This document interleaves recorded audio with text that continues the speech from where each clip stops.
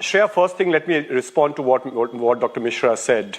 Dr. Mishra, again, very, very pseudo-science that he presented, saying that just because the sediment or the kind of sediment that Ganga has special divine scientific properties to take care of fecal coliform levels 16,000 times more than the permissible level. That's what, in simple terms, that's exactly what he said, that Ganga has this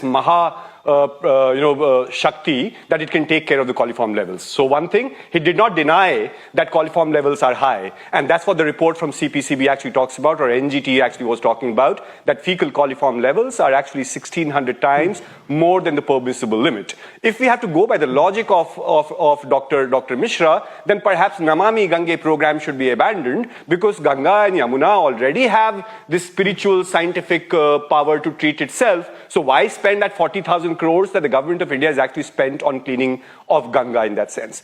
We need to understand that NGT, and not just now, as Dr. Bagai said, that there's enough study in 2013 and in 2019. NGT had actually said that there's almost like an epidemic-like of situation that happens post-Kumbh. By the way, the data that you and I are actually analyzing is from 1 month ago, which means I think it was January 13th and January 20th. Today, it's actually February 19th. And imagine perhaps how many more crores of crores of people have actually taken a holy dip in that river and in that Kumbh. So exactly what you said. This is not a George Soros conspiracy to defame, Kumbh or the faith, as in we all are practicing Hindus. But practicing Hindu means taking a holy dip rather than a excreta-filled dip that we're talking about.